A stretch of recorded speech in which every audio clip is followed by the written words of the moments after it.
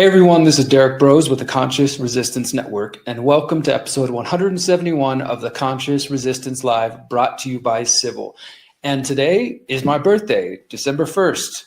I am 41 years old as of today, and I'm spending it with you, recording a podcast, bringing you guys important news.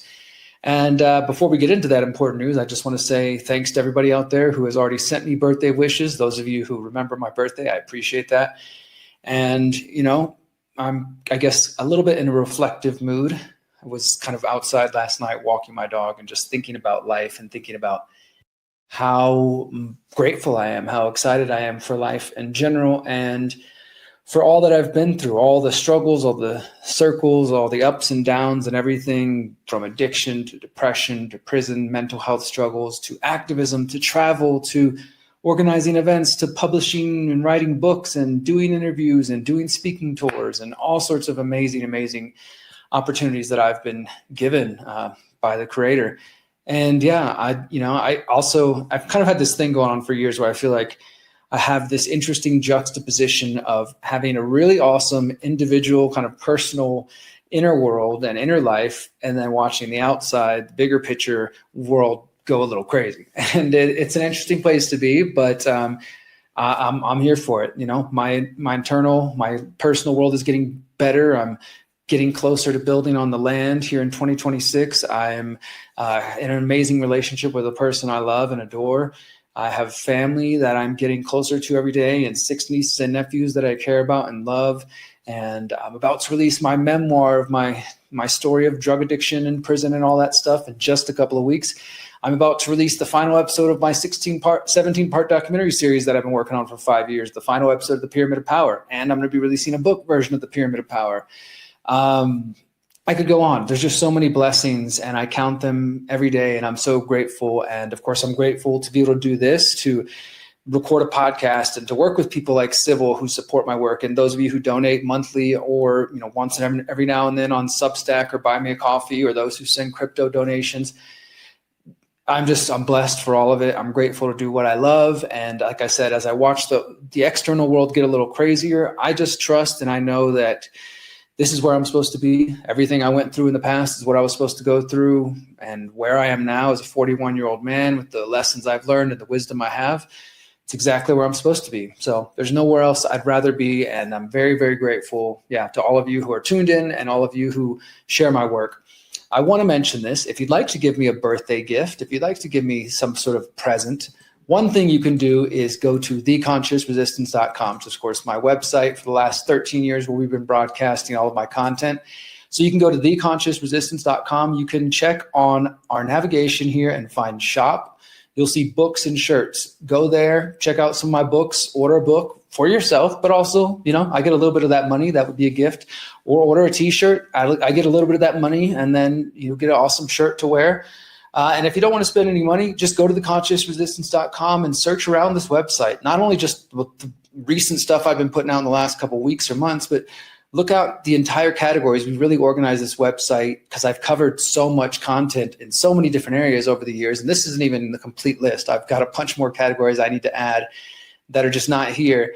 But if you just search a term or a word or a phrase of something you're interested in or a topic you're interested in, you probably are going to find something I've said on that subject. And you can also go to just check out my documentaries, or you can, as I said, search by category, check out the books, check out my presentations, which I think tend to be my better work. Go there, find something interesting or find a couple things interesting, and share it on your social media channels. Share it in your email list. Share it in your group chats, wherever you're at. Share it with somebody. That would be a birthday present to me as well. If you just share my content, let people know who I am, what I'm up to, and encourage them to check it out. So thank you guys for all the support you already offer. And as I mentioned, we got a big show today. We're going to be covering important stories. And the first story right off the bat, we're going to talk about a satanic sex ring in Sydney, which was just 4 men were just arrested. And those are not my terms. That's what the police are calling it. So we'll talk all about that, and also do a little bit of history on some of my work in the past on so-called satanic sex rings and how some people continue to think this is all satanic panic, despite the evidence piling up. We're going to talk about technocrats further enriching themselves under Trump. Surprise, surprise, but more evidence coming out just showing how certain people, not only are they criminals trying to technologically enslave you in this technocratic digital prison, but they're getting rich while they're doing it. Then there's questions now about whether or not Pete Hegseth, the defense secretary of war, if you want, that he may be guilty of war crimes, according to some people, because of these Venezuelan boat strikes and a new report that has just come out accusing him of killing survivors. And then the last two stories, Republicans bending the knee under Trump. Just a quick example from my home state of Texas to remind you guys that Republicans are no different than Democrats, despite these, there's some areas where there's some differences, but in terms of principles, neither of them have principles. They all lack principles, and that's where it really matters. So we're going to talk about that.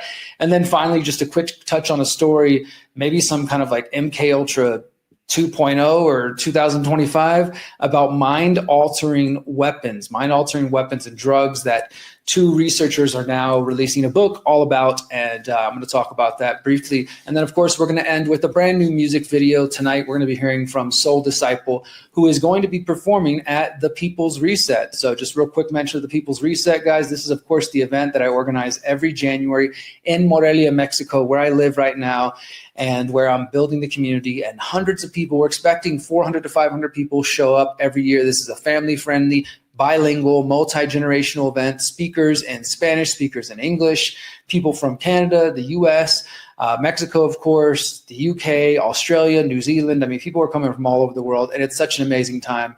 I know many of you out there are looking for community. And in fact, maybe some of you are craving community, desperate for community. Others of you, maybe you just watch conspiracy podcasts because it's just something fun you do. But for those of you who really get this as a struggle for the human spirit and for human liberty and for the future of humanity, and who understand how big this battle is and want to be actively involved and start doing things in your life to make sure that humanity can stay free, this is the event for you. Those of you who desperately, as I said, crave connection and community and are looking for that, this is the event for you. If you are looking for like-minded people who are not focused on false, dead-end political solutions or apathy and blackpilling or, insurrection, violence or whatever, and you're looking for people who are really focused on real solutions like exit and build, and you want to learn about permaculture, you want to learn about health solutions, mental health, physical health, spiritual health, you want to learn about building parallel systems and using technology in a private way that's going to empower your health and your mind and your spirit, and about people who are already homesteading and growing food and living on the land,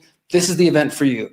There's 5 days of talks, 35 presentations. There's going to be 50 hands-on workshops. There's going to be 2 different concerts featuring dozens of artists, including myself, conscious artists. There's going to be yoga. There's going to be deep discussion. There's going to be Web3. There's going to be decentralized tech. It's going to be all kinds of stuff. So even if you're not interested in one piece of it, there's probably something else you are interested in.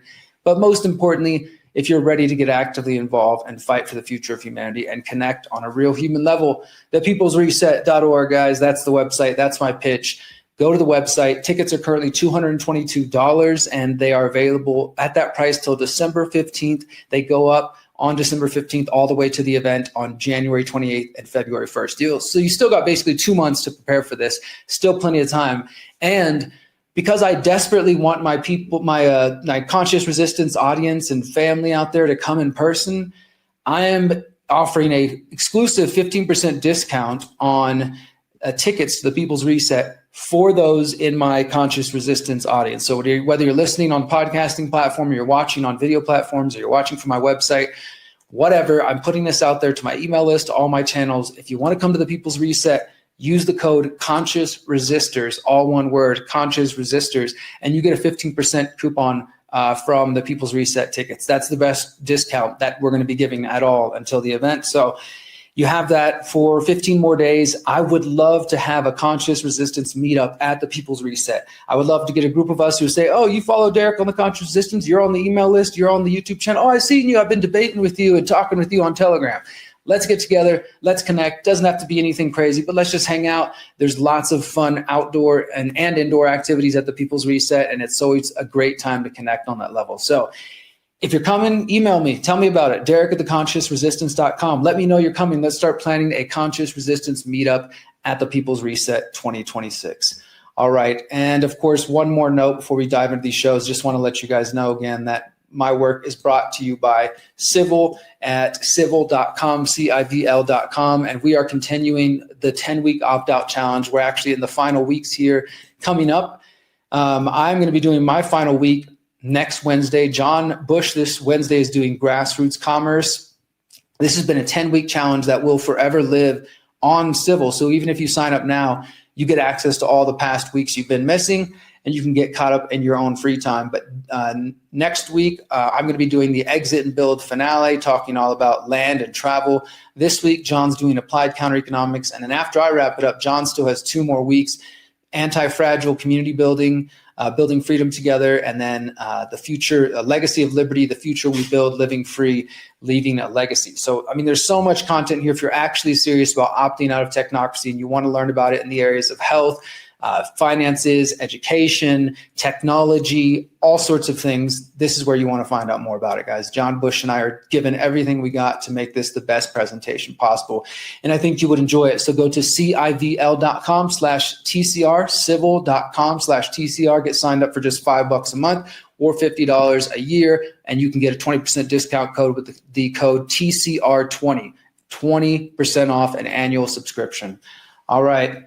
Now, many people still deny that satanic cults, satanic sex rings exist. Lots of people think that they're a myth, or they're just a legacy of the 1980s, 1970s, all the way to the 1990s satanic panic. And this is, we are told, an era of time where people were very conservative. They were also very timid. They were more Christian and religious. And so there was this fear of satanic cults everywhere. And there was also the past, people might have heard the term stranger danger. People were, in general, more afraid, we're told. Even though at the same time, we're told that back in the day, people felt so safe that they never locked their doors. But let's ignore that. What we're often told is back in these times when people were so scared of everything, they thought any symbol that looked different was a satanic symbol, or that anytime a group of people hung out together, if they were listening to heavy metal music or wearing black or, interested in true crime, what has now become true crime, they might be satanic or evil. And rest assured, I definitely think there are some folks who are religious and Christian who are that way, who see, signs of evil everywhere. And I think sometimes get sucked into a whole rabbit hole that isn't healthy. And yet at the same time, that is complete bullshit, that the satanic panic was just imagined fears and that there was never any evidence of actual satanic cults, satanic rings, or even just networks of pedophiles. And that is not to say that every single network of pedophiles is satanic or occult or dark occult, as some would say. But to deny that such things exist is absolutely a denial of reality. And this next story, which is just being reported today, December 1st, which began last Thursday with arrest in Australia, is just another example of these reported cults. Australia bust Sydney satanic child sex abuse ring. Australian police said they charged 4 men based out of Sydney's suburbs for their alleged involvement in distributing images of child sexual abuse involving satanic themes to a wider international group.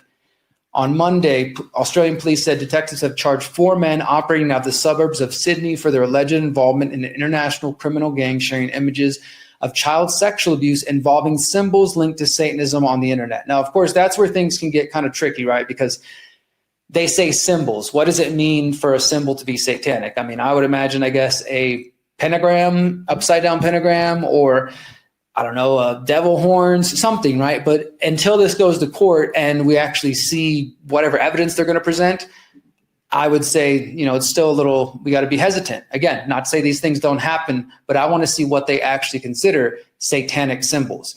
Because as I mentioned, and maybe I have a bias here, but I grew up listening to metal and punk, and I listened to a lot of bands that, sort of toy with this idea of being evil or satanic. And I also listened to some death metal bands that were straight up satanic, and they use upside down crosses and pentagram. It's clear that they're satanic. But then there's other bands who kind of have their own symbolism and things and dark imagery, and people look at it like, oh, that's satanic, even if that particular symbol has no connection to anything that has ever been deemed satanic. So I'm hesitant to just get lost into symbols. Symbols have meaning, but again, I think sometimes people fall down a rabbit hole. Here's another report, same story here. journalist, former swim coach charged in abhorrent alleged satanic pedophile ring. So let's get to the actual police release itself here. This is the latest news on the New South Wales Police Force website. Sex Crime Squad charged 4 men for involvement in an international satanic child sexual abuse material ring. It's a mouthful. Sex Crime Squad detectives have charged 4 men following an investigation into an international satanic child sex abuse material ring under Strikeforce Constantine. Now, again, this is on the official police website, and they are using the term international satanic child sex abuse. That's their phrase, right? I'm not adding anything here, and that's what the media is reporting. Strikeforce Constantine was established by the State Crime Command's Child Exploitation Internet Unit to investigate the online distribution of child sexual abuse involving ritualistic or satanic themes. And remember that term ritualistic, because there's another report that I've been investigating for years in Utah here in the US that also uses that word ritualistic. And so I think there might be more of an increased awareness around the world that there are certain cults or rings that abuse children and do so in a ritualistic and even potentially satanic manner. During the investigation, detectives uncovered a Sydney-based pedophile network actively involved in possessing, distributing, and facilitating this material through a website that was administered internationally. Following extensive inquiries on last Thursday at 7 a.m., they executed 6 warrants in Waterloo, Ultimo, and Malabar. At the Waterloo address, police arrested a 26-year-old man who police will allege played a leading role in the group. He was taken to the local police station and was charged with 7 counts of use carriage services to make available child abuse, use carriage, etc., to access child abuse material, 3 counts of possession of child abuse data use carriage service, 2 counts of person disseminates bestiality material, and person that possesses bestiality material. So obviously something involving animals going on in there as well, making this even more disturbing. The other men were 46, 42, and 39 years old, and they give their charges here and their ages and everything like that. So 4 men arrested so far. Now, it is important to note that they acknowledge that they did not catch these 4 men with any children themselves. So there was not, unfortunately, any kids who were freed by this arrest. It's just them being in possession and distributing this material. They also didn't say that these men had created the material. So that means they were receiving it from somewhere else. And hopefully these are just the first of 4 arrests of many to come, because clearly these men, if they didn't create the material with children themselves, they bought it from somewhere, they downloaded it somewhere off the deep web, they did something, right? And that should lead to, well, who possessed that, who created it, who filmed it, and who was abusing these children, right? I mean, that's the hope here, that more is to come. Now, it was interesting that right here on the New South Wales website, they do list to this on a page called Hightail. They link to this, and there's pictures of one of the men who was arrested. This is the journalist that they said, we're going to say his name in just a second. I have to go back. This is the alleged journalist. He's, I guess you would call him an independent journalist. You know, he was running a Substack. And the interesting thing is he runs a Substack that claims to expose pedophile rings and expose people, you know, who harm children. And they have a short video here that we're going to play in just a moment. This man's name was, okay, let's make sure we say his name. Oh, they don't have it listed here in the on the police website, but I know the other websites do. So let me just go back, because I think that this guy's name needs to be said out loud. I don't think you can get away with this and just go anonymous, even though, as you see here in these pictures, he's so concerned about covering his face with his beanie.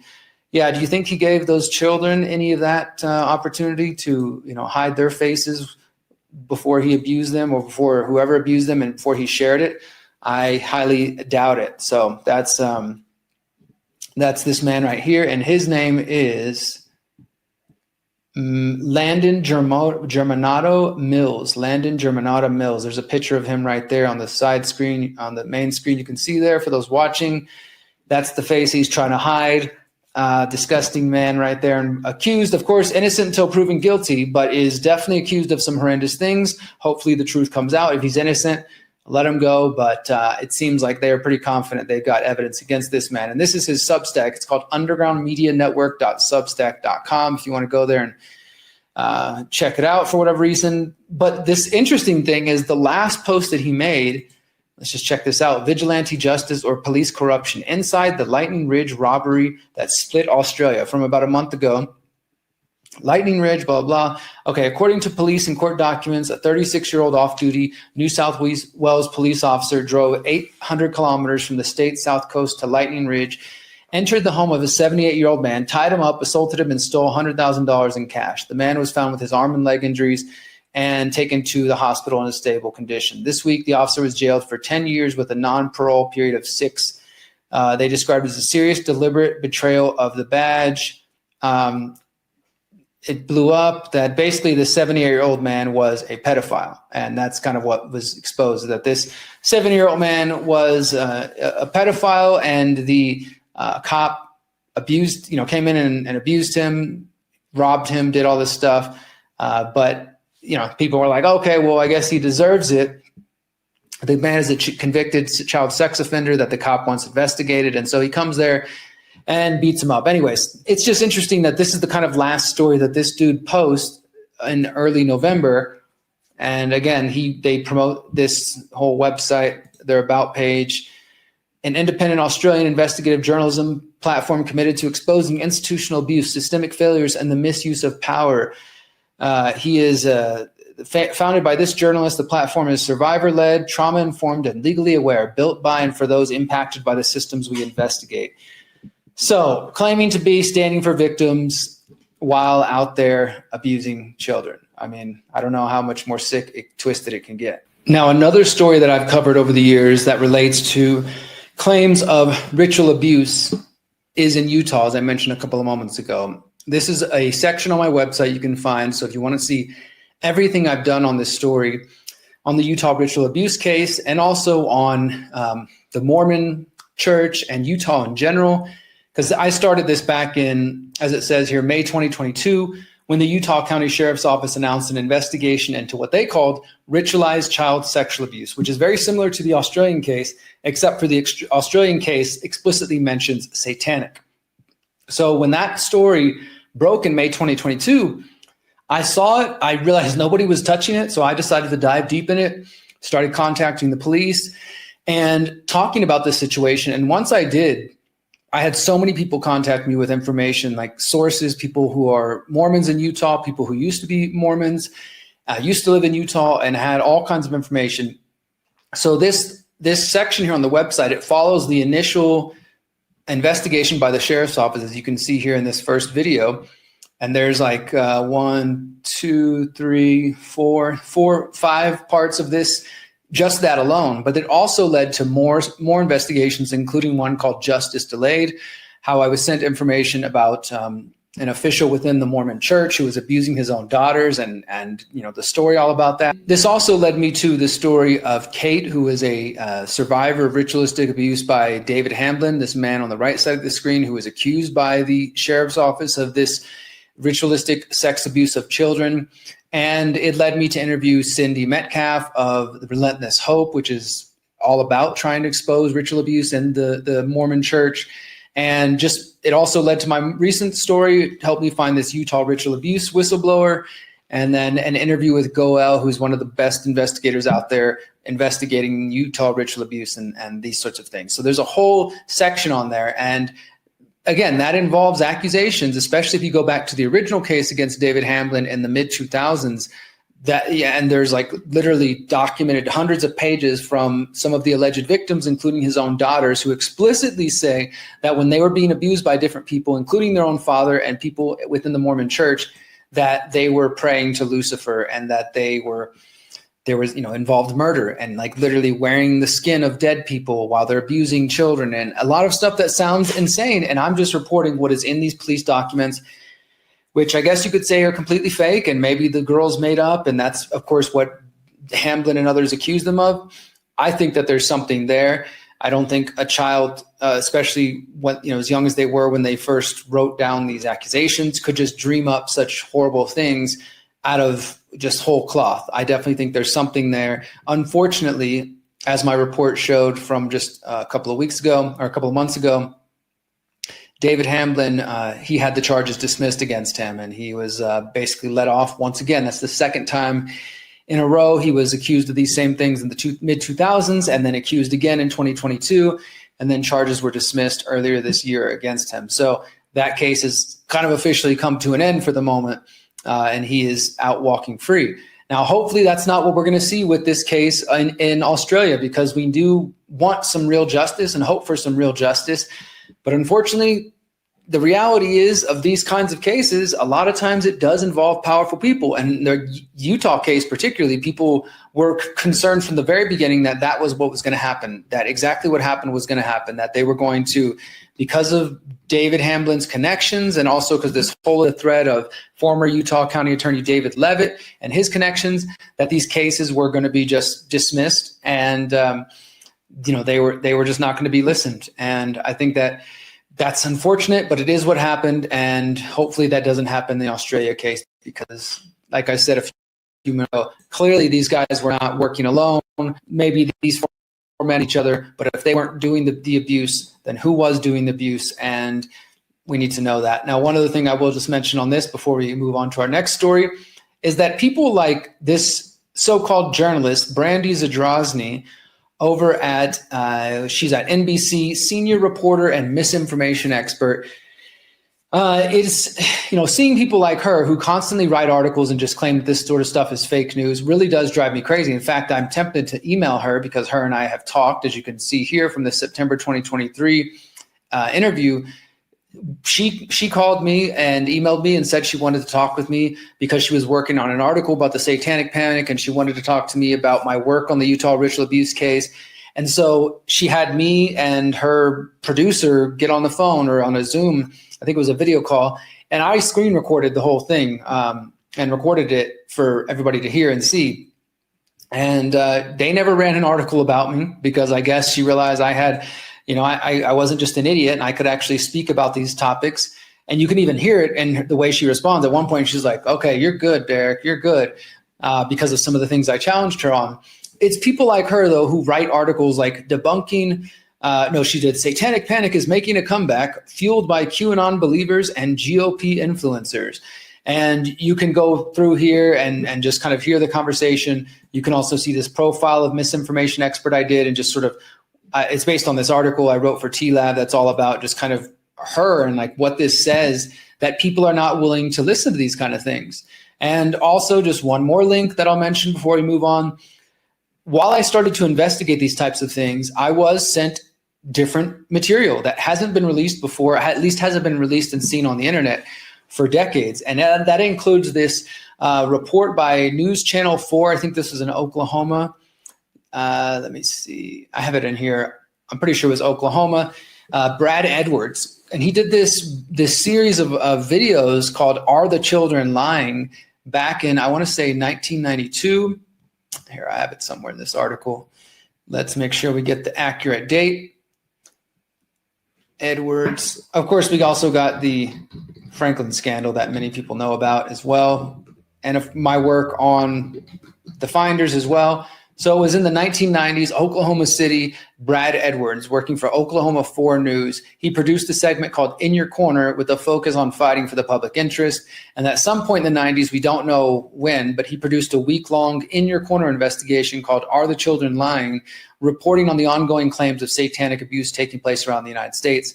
So this was aired on TV, but it's never been seen on the internet until I published it as part of my investigation. And the video itself is 38 minutes long. The majority of it is Brad Edwards. And then the person who sent this to me, which they originally sent this to me on VHS tapes, and Ryan and I converted it to digital.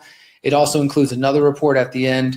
But I encourage you to watch this because, again, some people will dismiss this and just say, well, that was the 1990s. That was a satanic panic, Derrick. But back then, people seemed to take it seriously, and this journalist took it seriously, and he seemed to believe there was something there. So I will put that link in the show notes as well, the link to the article and to the video, Are the Children Lying?, Re-examining the Satanic Panic. And then, of course, my conversation, as I mentioned, with Brandy Zadrozny, the senior misinformation expert reporter from NBC, who thought that she could debunk the Satanic Panic and instead decided not to write an article about me because she looked like a fool. All right. Well, we'll keep up with that one and let you guys know what we hear. Now, our next story is going to focus on the Trump administration and the technocrats that just can't seem to I don't know. For me, guys, like I'm not extremely wealthy. I'm definitely not a millionaire. I'm not a multimillionaire. I'm not a billionaire. I mean, I would like to have $1 million. Cool. I'd make the best use of it. I'd do some good things with it. But I feel like there's got to be a point where you get enough money, right? Is there ever a point when you get enough money? Like maybe not. Maybe you get a certain amount of money and then you just become thirsty for more money and it becomes like an endless cycle. Because I wonder, because these guys are billionaires, and I mean, it doesn't mean I guess you should stop making money because you've already got a lot of money, but it just seems like they're so motivated by growing that number and having a huge account. And I understand some people are like, I got to leave a legacy for my children. I'm going to make sure that my family never has to spend a dime after I'm dead, long gone and dead. Okay, I can get that sort of sentiment, but I don't think that's what these people are motivated by. They seem to be simply motivated by greed and by just the accumulation of wealth. And I guess that's my question is there ever enough? Let me know in the comments. But apparently there's never enough for David Sachs and Howard Lutnick and other technocrats in the Trump administration. This is a new article coming from the New York Times about David Sachs, who I've written about quite a bit. This is, of course, a friend and ally of Peter Thiel. He is also been involved in the AI and the crypto industry for years, been involved in Silicon Valley going back to the early days. And he is Trump's AI and crypto czar. And I wrote about this right away, warning you guys that this guy, David Sachs, again, and Peter Thiel have such an extensive relationship going back decades to their Stanford days. And this article is titled, Silicon Valley's Man in the White House is benefiting himself and his friends. David Sachs, the AI and crypto czar, has helped formulate policies that aid his Silicon Valley friends and many of his own tech investments. And that's just the long and the short of it right there. He's in a position, like many politicians, and not to say he's the only one who's done this or the first one, of course not, but it's just another piece of the evidence to show you that the Trump administration is not different than any other before it, Republican or Democrat, and all the people who in MAGA who thought it's going to be something different, it's going to be something unique, it's going to be people-powered, et cetera, whatever, that's not the situation, that's not the case. I'm sorry if you believe that. And instead, it's just more rich people, powerful people, getting more powerful, getting more rich, and empowering themselves to the maximum degree possible. That's what it is. And it is a revolving door between industry, whether that's, in this case, tech industry, or I've done reporting on the big wireless industry, of course, the banking industry, and people go from private, which is so-called private because in this case, big tech's funded by the military industrial intelligence complex. And then they go into government and then they do policies and set policies that are going to be good for the positions, the private positions that they worked in and will work again after they leave the government. And then they go back and do the same thing. And some people have the freaking the balls to do it several times. They'll go into industry, work in industry for a decade, then go back into the government and regulate that same industry and give it all sorts of, perks and things like that. Then they go back into the industry again, and they'll go back one more time for government. And it's so common that it's sad and it's laughable. So it's not anything new. It's just, once again, evidence that they're no different than any of the rest of them.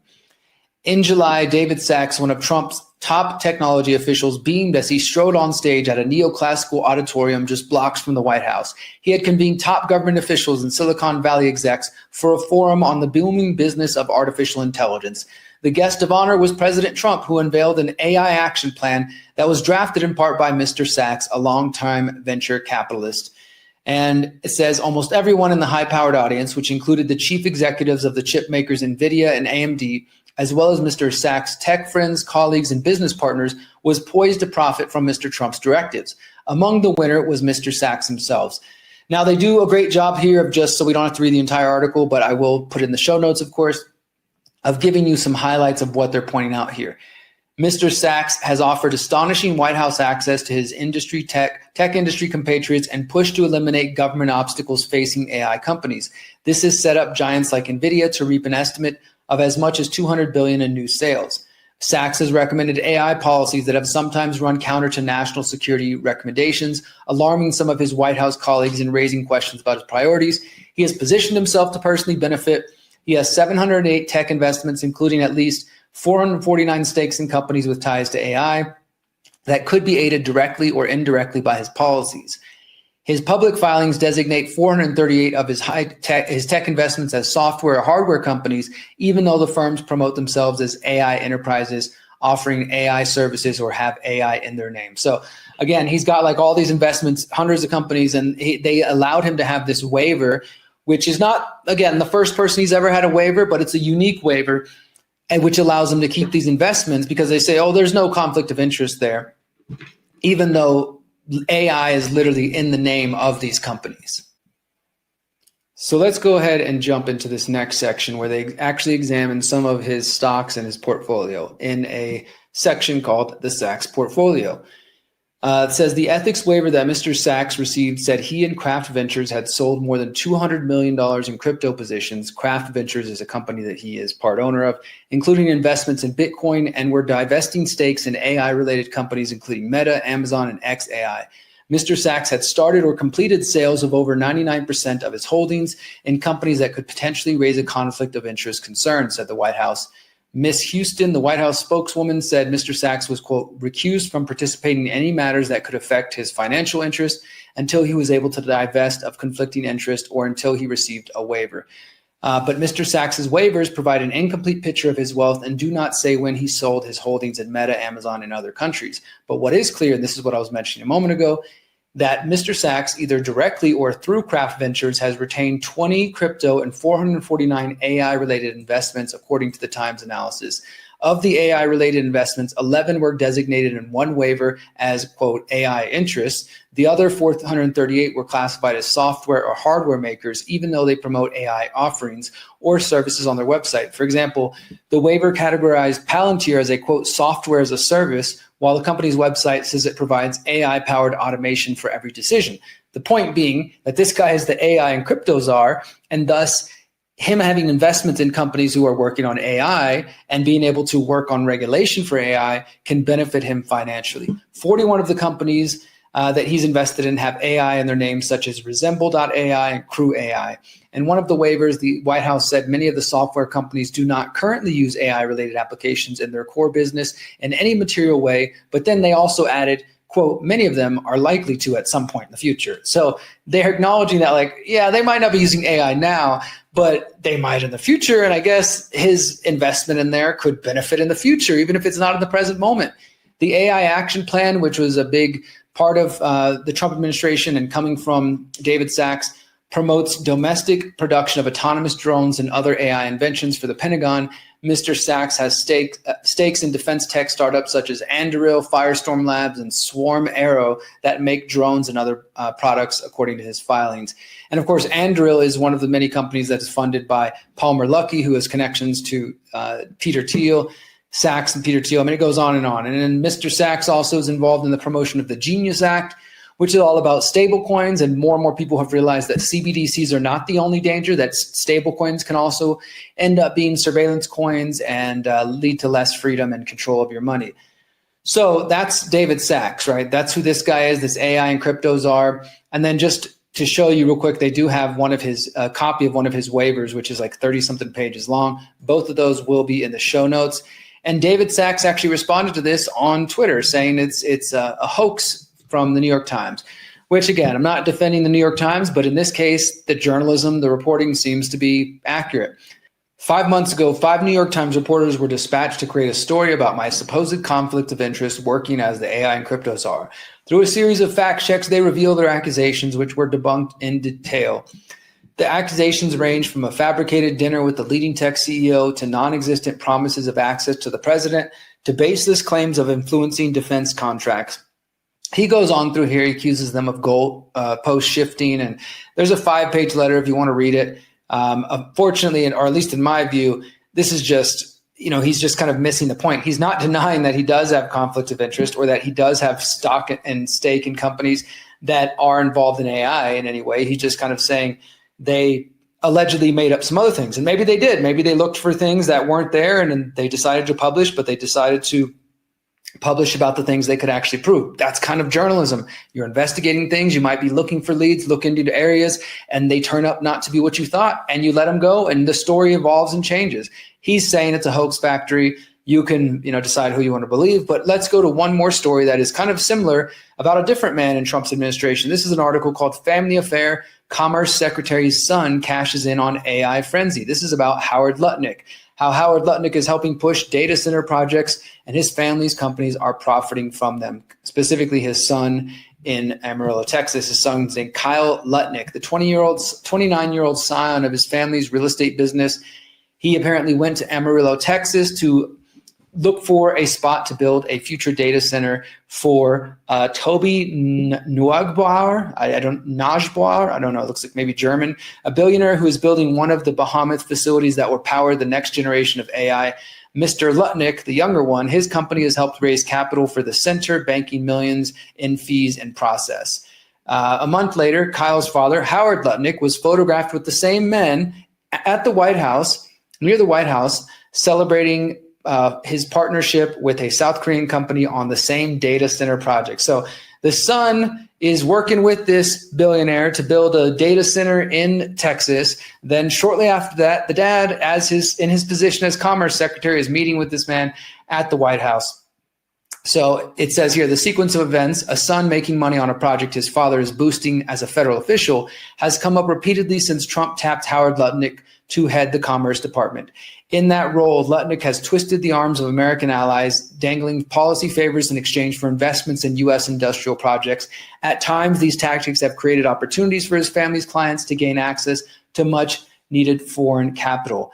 Now, here's the key right here. The job of Commerce Secretary has always been to promote American industry through deal making at home and abroad, and the position has traditionally been populated with titans of industry who were expected to bring a business sensibility to meetings filled with career government workers.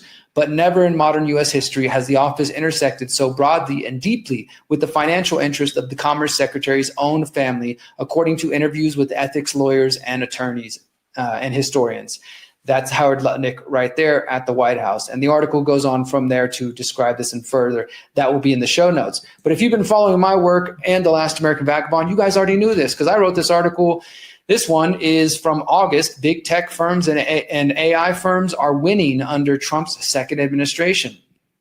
We talk about the AI action plan and the Make Health Tech Great Again, where companies like Amazon, Anthropic, Apple, Google, OpenAI, and others are beginning to lay the foundation for a next generation digital health ecosystem where you'll all be wearing wearables, according to Robert F. Kennedy Jr.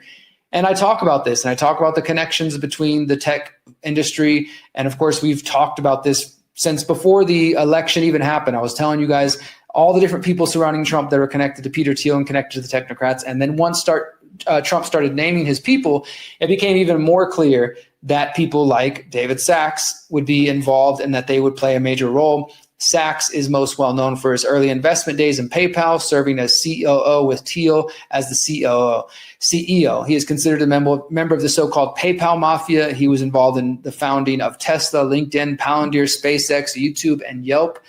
And Thiel and Sachs, as I said, they go back to Stanford, where they wrote a book called The Diversity Myth, Multiculturalism, and Political Intolerance on Campus, where Peter Thiel and Sachs would later apologize for statements they made in the book about belittling the rape of women.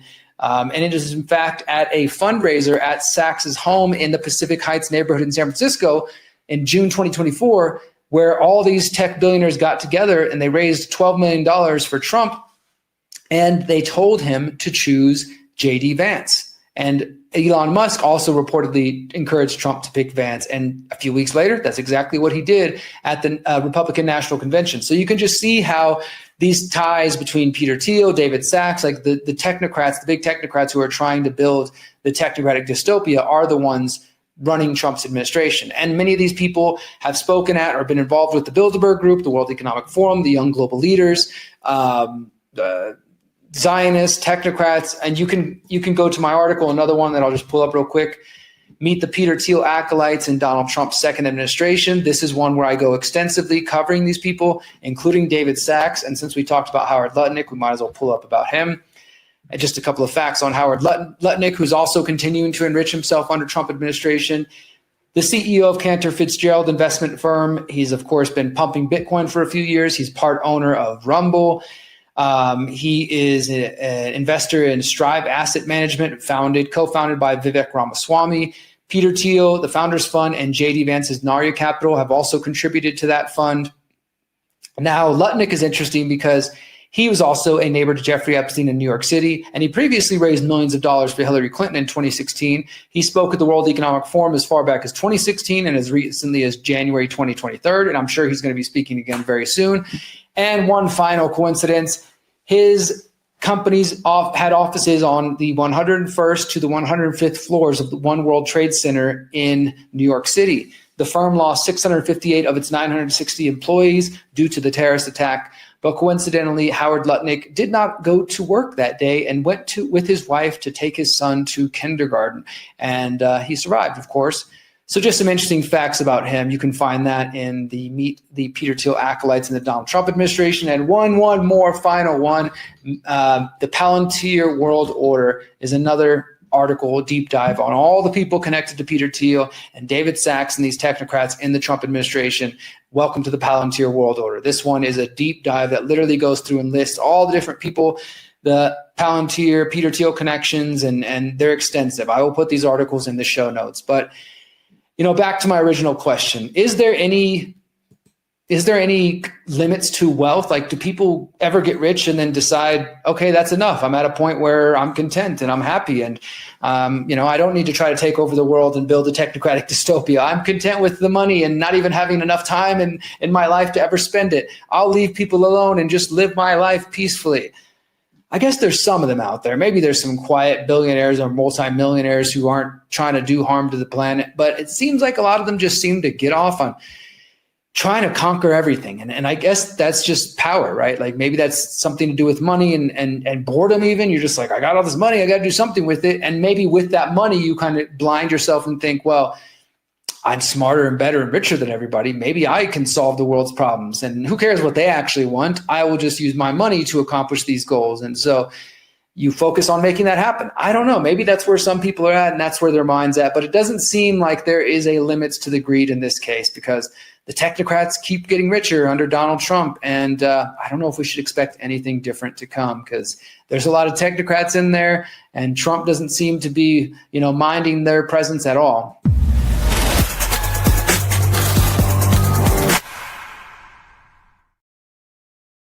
All right, guys, I want to tell you a little bit more about Civil, who are the sponsors of this show. We've been working together for the last couple months. Very grateful to everybody at Civil and to all of you in my audience who have gone and signed up at Civil, CIVL.com.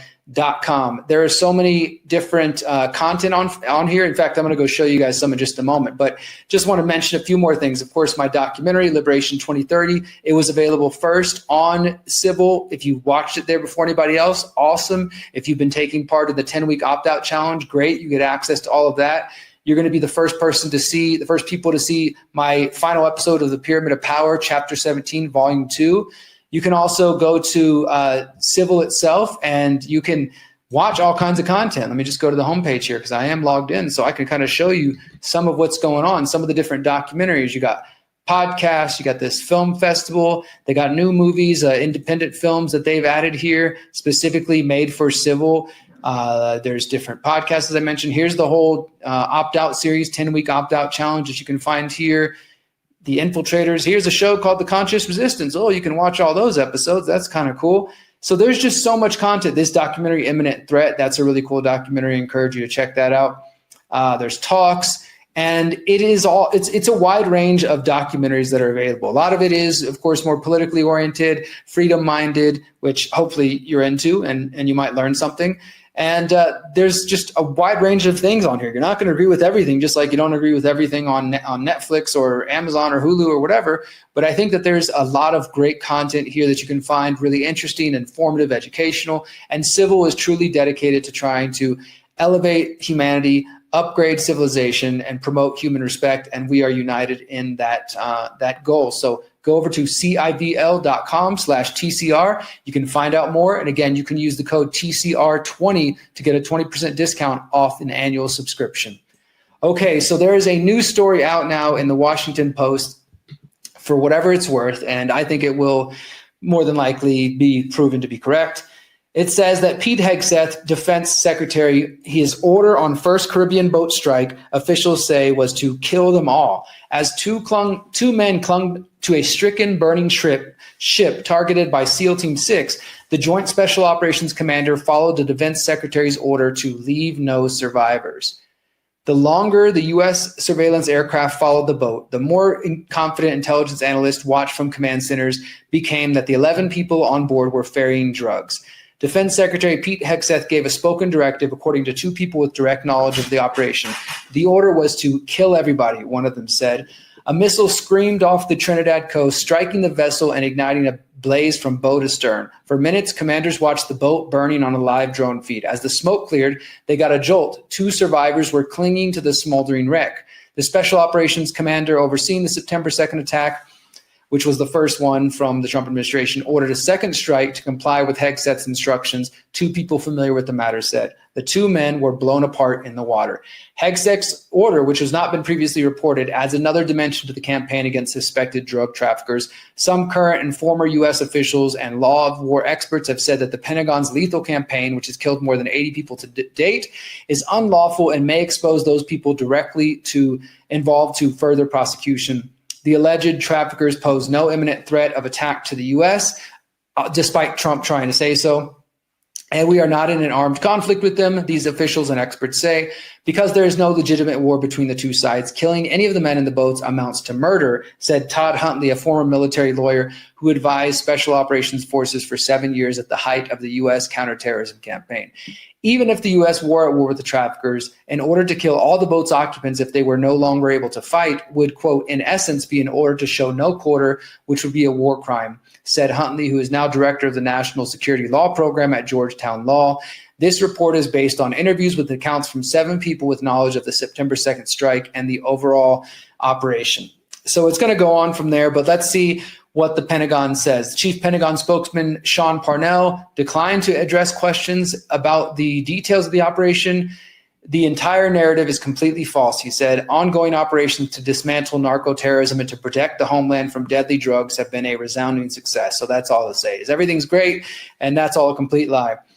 The commander overseeing the operation from Fort Bragg in North Carolina, Admiral Frank M. Mitch Bradley, told people on the secure conference call that the survivors were still legitimate targets because they could theoretically call other traffickers to retrieve them and the cargo, according to two people. He ordered the second strike to fulfill Hegseth's directive that everyone must be killed.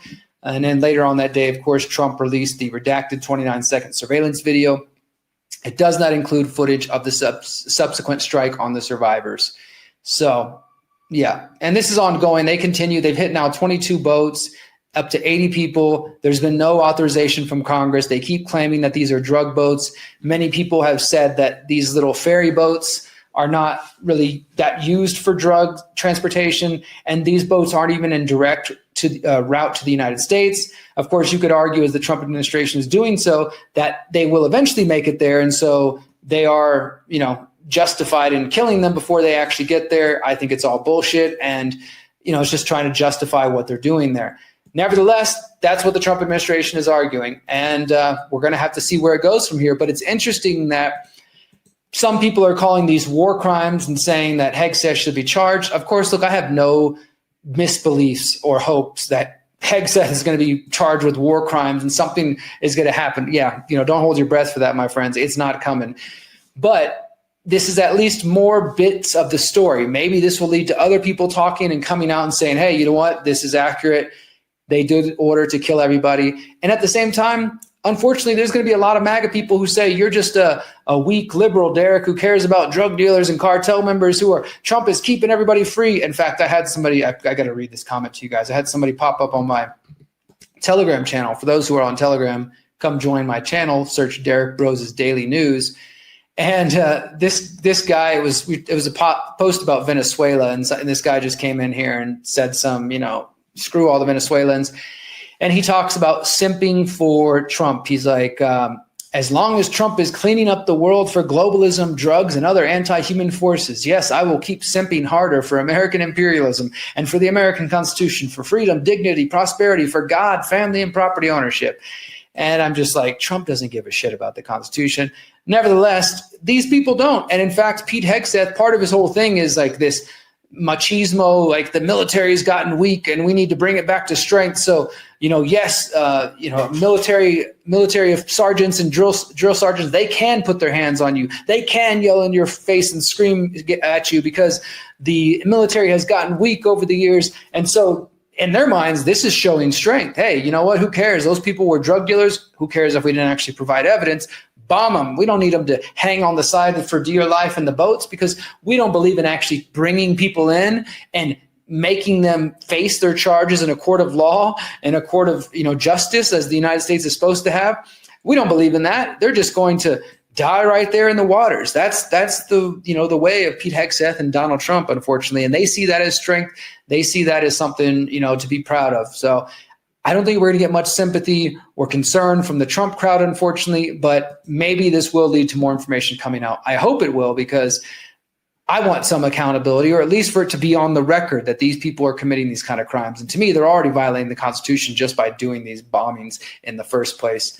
Now, I want to talk about another story just briefly, just to remind you, like I said earlier, that both the parties, the Republicans and the Democrats, yes, there are some differences, but in a lot of ways they are the same. And it's mainly that they have no principles. This is an article from ProPublica coming from the Texas Tribune Partnership. Texas Governor Greg Abbott, back in my home state of Texas, long a defender of states' rights, embraces Trump's push to expand presidential power. Defending Texas sovereignty has been central to Abbott's political identity, yet he has helped Trump erode states' authority over elections, policing, and deploying of the National Guard. And this is something that I've talked about for a while as well, that I just don't understand how those who claim to be Republicans, conservatives, I mean, it's just a matter of not having principles. I already know the answer, but these people claim to be conservatives, small government, limited government, constitutionalists. And when it comes to their side violating those things, they don't care. It's just like, well, we got to do what we got to do, or the other side did it first, so we're going to do it better. And it's just a race to the bottom, race to tyranny. But as this article outlines here, just last year, Texas Governor Greg Abbott joined a bipartisan chorus of governors in denouncing Biden administration plan that said they would strip states of powers guaranteed them under federal law. The plan would have transferred Air National Guard units from 6 states to the U.S. Space Force, the newly created military branch, stoking concerns about federal overreach and the erosion of governors' controls over their own National Guard forces. Even though Texas wasn't affected by this, Abbott made his opposition unmistakable in an open letter to the president, where he called the plan an intolerable threat that would set a dangerous precedent.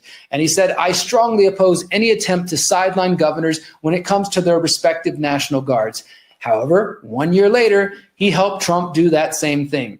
He said that he fully authorized the president's plan to send Texas National Guard members to Illinois and to Oregon to protect federal law enforcement personnel who are executing immigration laws.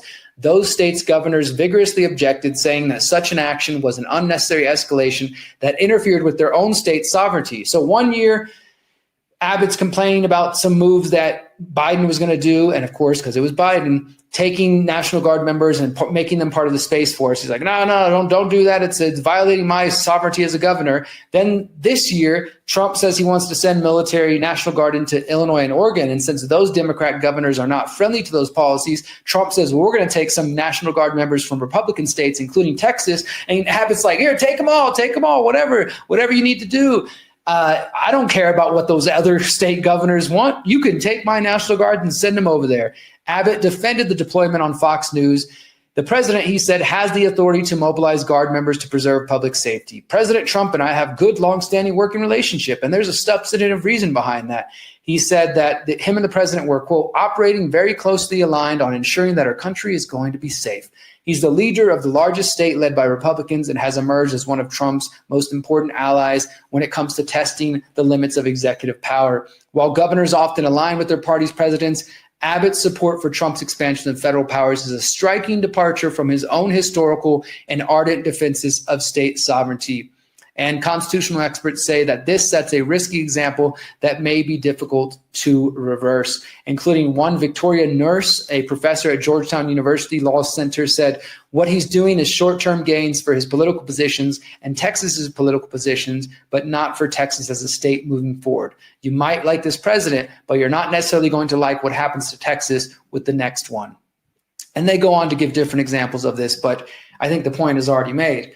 This guy is just another, as people like to say, rhino, not to say that Republican in name only, not to say that being a Republican in the first place is a good thing, but the Republicans, when they see people like him, they're like, oh, you're not a real Republican, you're not a real conservative. It's because those people, I think, haven't quite come to grips with recognizing that the Republicans and the Democrats are both tyrants, and neither of them give a shit about your liberties, about your freedoms, and they're not going to protect you from tyranny. They're going to participate in tyranny, guys. So sitting there and waiting for some Republican governor like Greg Abbott to come save you is just, it's silly. It's an exercise in futility, and it's not going to happen. These people have shown that they are not about freedom. And even Greg Abbott during COVID, he may have done some good things here and there over the years, but during COVID, he also was the one who instituted the statewide mask mandate. And I remember that going back to Texas from Mexico in like July, and it was like, as of July 1st at noon, masks are going to be required everywhere. And people complied, gyms, all sorts of businesses, they complied with his executive orders. There were some counties in Texas that basically said, like, we're not going to do that. We're not going to participate. And they didn't, and nobody forced it on them. At least Abbott didn't say, send in the troops then, or send in the police to go enforce this state executive order. But still, he's the one that implemented it on the state level. So this guy is not a conservative. He's not a constitutionalist, and he doesn't have principles. That's what it really comes down to, guys. And if you don't have principles, whatever your principles are, I mean, for me, the principles I care about are individual liberty, being rooted in bodily autonomy, self-ownership, non-aggression, these sorts of things. If you don't have your principles, then you're going to be wishy-washy. You're going to be all over the place. You're just like, I like freedom. Okay, well, what does that really mean? You need to define that for yourself. You need to get really deep understanding what that means. And then once you have your first principles, you reflect back to them, and you should make every decision you make a reflection of those principles. Because what's the point of having a principle up here? Hey, I have a principle, I believe in something. But then when it comes to your actual actions and your habits and your lifestyle and your relationships, you don't live them. It's just something that, it's just bullshit. So you can say, I'm a Republican and I believe in the constitutional limited government. Oh, except for when my guy wants to do something that's a violation of that. Or I'm a Democrat or I'm progressive and I believe in anti-war, social justice, this and that. Well, except for whenever my people do it, it's okay if they violate those things, because we just got to beat the other side. If you have that kind of mentality, which I think the vast majority of my audience doesn't, and somebody who comes across this who might be in there, hopefully you're getting what I'm saying. If you have that type of mentality, it's because you are stuck in this false left-right paradigm and in this party politics paradigm. This is not team sports, my friends. This is not just trying to get one over on the other guy. This is a fight for the future of humanity, and we need to rise above this false left-right paradigm and realize that both Democrats, Republicans, left, right, whatever country you're in, they work together. Even if they're not all meeting in a back room in agreement on every single issue, which I don't think they are, and even at the lowest level, the local level, the state level, and even maybe some on the federal level, they genuinely do oppose each other. For the most part, when it comes to Zionism, when it comes to war, when it comes to surveillance, when it comes to violating civil liberties, when it comes to supporting that revolving door I described earlier, that industry and back and forth with government, they all participate in it. And so they are not on our team. They are not on our side. And that's why I wanted to highlight that article, because it's just one more example of how so-called conservatives and Republicans and constitutionalists that claim to believe in limited government don't actually believe in it, if that means they are going to support Donald Trump. And Donald Trump has never been a Republican, never been a real conservative constitutionalist. This dude was a Democrat up until the first time he ran for office. But hopefully you guys are starting to see through that bullshit. All right, let me remind you guys one more time. If you want to support the Conscious Resistance, you want to support my work, or you want to give me a gift and yourself a gift for my birthday, go to theconsciousresistance.com, check out our shop, check out the shirts tab. We got 8 different designs: Liberate All Life, Revolution Without Healing is a Recipe for Disaster, You Are Our Creator, Exit and Build, No Masters, No Slaves, Holistic Anarchism, the Conscious Resistance logo, which I'm wearing right here. You are powerful, you are beautiful, you are free. All of those shirts are available at theconsciousresistance.com. We do ship all over the world. It's kind of expensive, but we will ship to you. $25 for the shirts. Some of them are I think they're mostly cotton. Some of them do have polyester in them. They are not organic. Unfortunately, we're having trouble finding organic cotton dealer in the US that's affordable. If you know one, let me know. We do have some shirts made in Mexico that are organic, but if you want to support me, go to theconsciousresistance.com, check out the shop tab, look at the shirts, look at the books, and support us today. Support me on my birthday. All right, the final story I want to show you guys here is this one reported from The Guardian. Mind-altering brain weapons no longer only science fiction, says researchers. UK academics say latest chemicals are wake-up call and urge global action to stop the weaponization of neuroscience. Wow, this sounds intense. It sounds like some MK Ultra stuff. Sophisticated and deadly brain weapons that can attack or alter human consciousness, perception, memory, or behavior are no longer the stuff of science fiction, two British academics argue. Michael Crowley and Malcolm Dando of Brantford University are about to publish a book, we'll open that up, that they say should be a wake-up call to the world.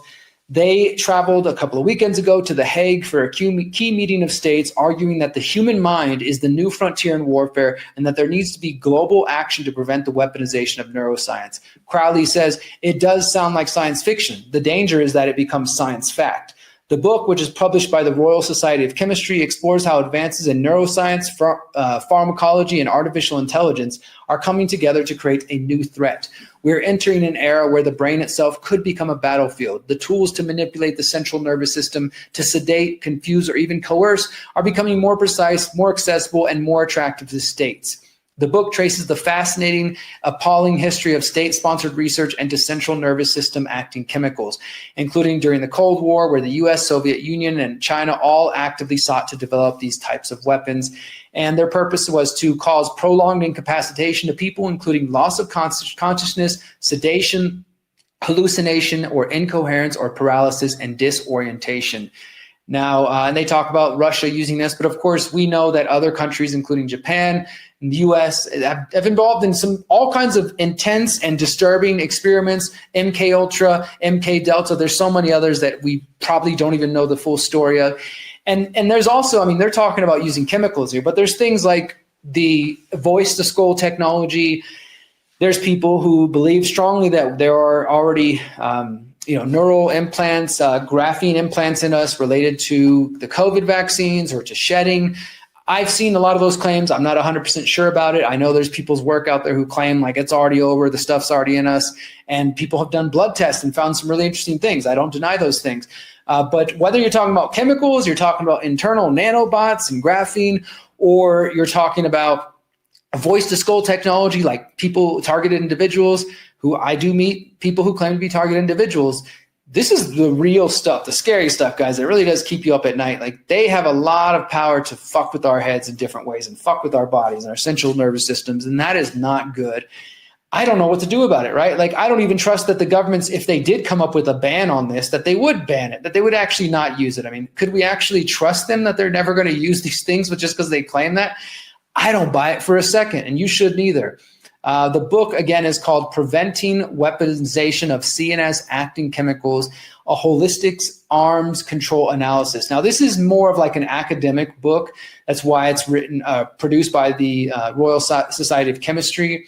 And it is released as of last week, just came out November 24th, 534 pages. To get digital access to this, it's 139 euros, or is that pounds? It might be pounds. And it's 139 to buy the hardback. So not too many of us are going to actually be buying it. Now, you could probably get a PDF of each of the individual chapters. There's chapters on neuroscience, the future of chemical and biological weapons, malign application of neuroscience. I mean, I'm sure there's some really interesting, important things to try to understand how this stuff works. It might be worth reading if anybody decides to buy it, or if you find it somewhere online for free, definitely send us some messages and we'll put a link out there. I would like to know more about this, and it's worth you guys knowing about it. So that is our last story for the night, guys. Just want to remind you again, if you want to invest in my work, theconsciousresistance.com/invest. Sign up for Buy Me a Coffee, sign up for Substack. You can send me some crypto, send me support, however you like. Go to theconsciousresistance.com, find something that's interesting to you, share it to your friends, share it in your group chats, share it to your email list, your social networks, your emails, whatever. And that could be your birthday gift to me. And I'd appreciate that very much. That's where you can find my website, my work at theconsciousresistance.com. Of course, we're available on all social media, guys. I don't really like promoting the social media because I want y'all to visit my website, but I know social media is the way people really use the internet these days.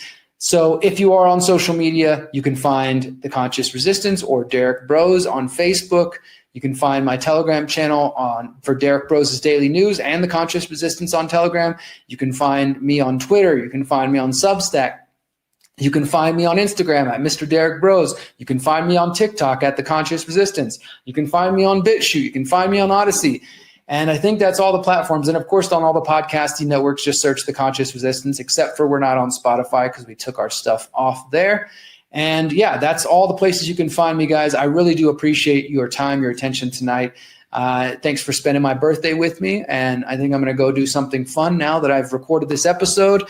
And I will see you guys next week as we continue our dialogue about the big picture and what's going on. Last week, I asked you guys to let me know in the comments if you would like me to start doing a series of videos on the loneliness epidemic and why I believe some young men and young people in general, but particularly young men, are falling for false leaders like Andrew Tate and Nick Fuentes and some of these other bad influences. And so I got some positive responses. Again, I haven't started yet, but if you are interested, let me know in the comments. Would you like to hear my thoughts and my research on the reasons this is happening and maybe some solutions, some better advice for the young men like my young nephews who are 15 and under, who are starting to grow into young men and looking for influences besides their fathers out there in the world, and they are on social media. If you're interested in that, please let me know in the comments because I think I do want to dive into that. It'll be a special series focused just on that topic, and we'll start that real soon. So thank you all for being here today for the Conscious Resistance Live. Thank you, everybody at Civil, for continuing to support me. We are going to end with a music video, as we always do. This one is called Mission. It's from Soul Disciple, who is one of the conscious artists performing at the People's Reset. Again, thepeoplesreset.org. I would love to see my conscious resistance community at the People's Reset in what area. Let's get together. Let's have a meetup. Let's connect. Let's hang out. Tickets right now, $222. Special discount just for you guys.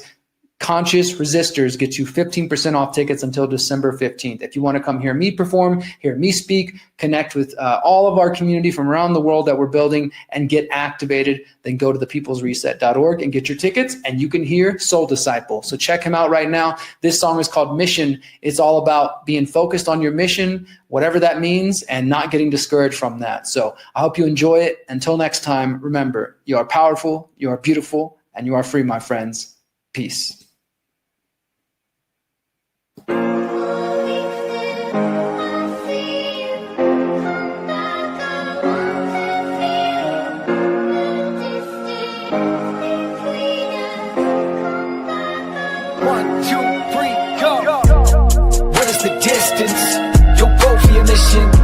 I one-way ticket, sleep under some bridges, almost lost my vision, getting tossed by the waves of life, better watch for the ways it might take your attention, hone your defenses, go, what is the distance, you'll go for your mission, I one-way ticket, sleep under some bridges, almost lost my vision, getting tossed by the waves of life, better watch for the ways it might take your attention, hone your defenses, go, cause why would I waste my time on a screen, I could be living the life of my dreams, don't mean to kill the vibe, but I didn't believe, I wanted stability, now that I have it, it's unsettling, I need fulfillment, I need to find something beyond what's only for me, clocking it daily, but slowly I bleed, my conscience berates me, your soul ain't machine, it's a force you reckon with when that record hits right like rhetoric, I ain't heaven sent, but I got medicine for those who relate, yo, I got a question, what is the distance, you'll go for your mission, I one-way ticket, sleep under some bridges,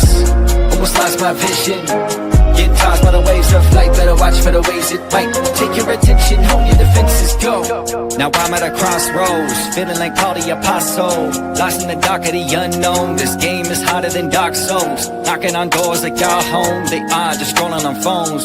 You serving your medicine or you selling your soul, cause everything costs dough. I don't got a safety net, what if I just let it all go? Blowed up like a Zeppelin, float up to the heavens, but Lord knows I went through trauma, living in garages, had about $1. Didn't go to college, a pension wasn't my dream, I believed in my callings. Wasn't until reality hit me like boxes. Financial literacy, they never taught it to me. Only compliance, walking the line, do what you're told. I tried to put the ROI, never saved my soul. Now I'm like, fuck 'em, I'ma pay my road, I'ma chase my goals, let's go. What is the distance? You'll go for your mission. Buy a one-way ticket, sleep under some bridges, almost lost my vision. Get tossed by the waves of life, better watch for the ways it might take your attention, hone your defenses, go. What is the distance? You'll go for your mission. Buy a one-way ticket, sleep under some bridges, almost lost my vision. Get tossed by the waves of life, better watch for the ways it might take your attention, hone your defenses, go.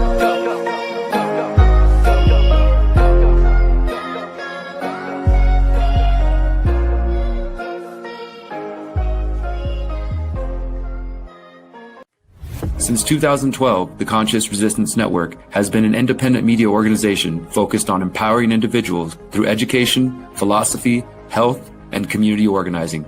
We work to create a world where corporate and state power do not rule over the lives of free human beings. Our motto is leading by example and helping others in their pursuit of freedom. Visit theconsciousresistance.com to find our articles, documentaries, interviews, podcasts, books, and more. Remember, you are powerful, you are beautiful, and you are free.